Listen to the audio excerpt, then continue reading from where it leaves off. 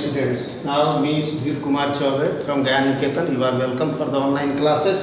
Now today we are going to study the biology of class 12. The chapter 1 of biology of class 12 we are going to discuss, and actually the unit is the reproduction unit of class 12, and the reproduction unit includes the 4 chapters. That the first chapter is the reproduction in organisms, and now the second chapter is the reproduction in flowering plants, and the third chapter is the reproduction in human being, and then the fourth one is the reproductive health.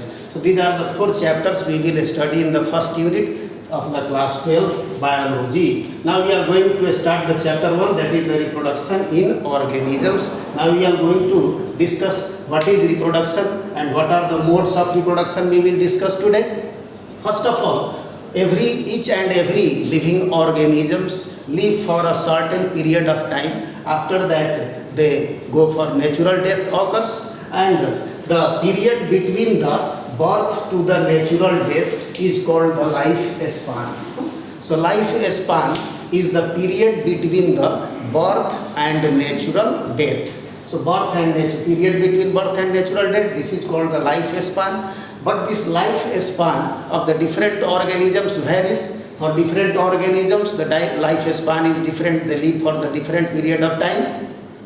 And we know that this life span is not correlated with the size of organisms. Also it is not related with the complexities of the organisms, because you know that the size of the crow, size of parrot is more or less similar, but the life span varies. The crow lives only about for 15 years, while the parrot lives about 140 years. So the size of this crow and parrot is more or less similar, but the life span is completely different. So we can say that this life span is not related with the size or complexity of living organisms.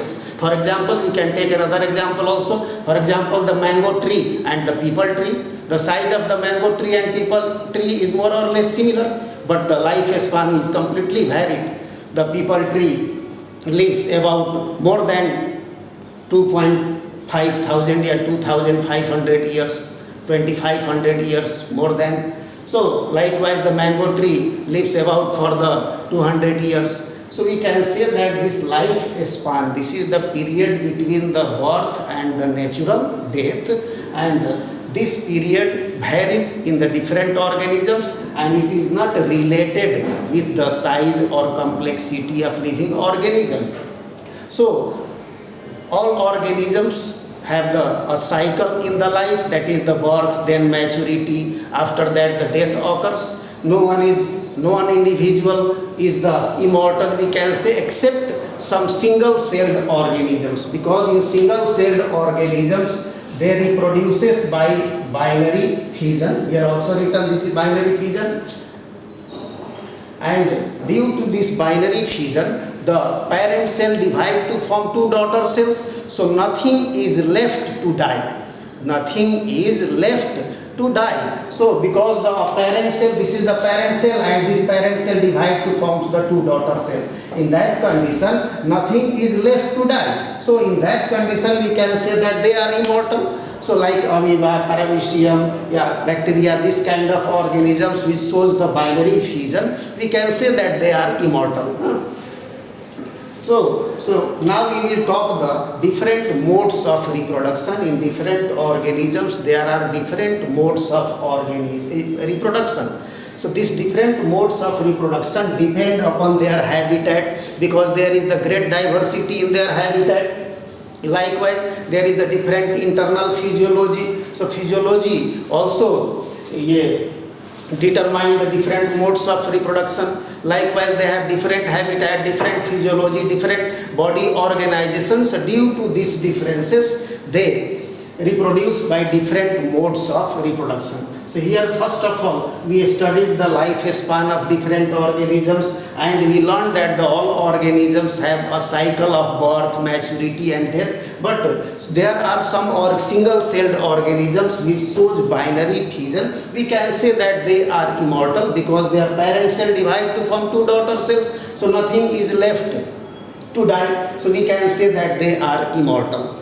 Now, the different modes of reproduction takes place in the different organisms. We can divide these different modes into the asexual and the sexual mode of reproduction. Actually, this division is based on the involvement or participation of the number of parents. So if single parent involved in the reproduction, that is called the uniparental, so that is the asexual reproduction. If two parents involves in the reproduction, that is the sexual reproduction. So this classification or this different mode of reproduction is based on the participation or involvement of parents in the reproduction. So if only one parent involved, that is uniparental, that is the asexual. If two parents involved, that is the sexual reproduction. But now other differences also. In asexual reproduction, there is no fusion of gametes, while in the sexual reproduction there is the fusion of gametes. So we can say that in asexual reproduction, gamete does not take part in reproduction, they do not fuse. While in the sexual reproduction, the gamete cells or germ cells fuse to form zygote. So there is the fusion of gametes, while there is the no fusion of gametes. So on the basis of the involvement or participation of parents, there are the two types of this reproduction, asexual and sexual.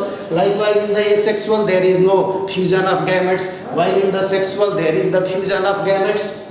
Now, the organisms which are produced by asexual method, they are morphologically and genetically similar to one another, as well as they are similar to their parents. So they are called the clone. So they are clone to one another also, or to the parents also, because in asexual reproduction there is no variation, because there is no involvement of gametes, there is no fusion of gametes, there is no meiosis cell division, then there will be no variation, because meiosis is essential for the variation. We know that in the meiosis cell division, crossing over occurs. Due to the crossing over, recombination of genes occurs. But in the asexual reproduction, there is no fusion of gametes, there is no involvement of gametes, so there is no variation, there is no genetic variation. So the organisms which are produced by asexual method, they are identical to one another, as well as they are similar to their parents. So they are called the clones. Clone, what is clone? So clones are the morphologically and the genetically similar individuals which are produced by asexual reproduction.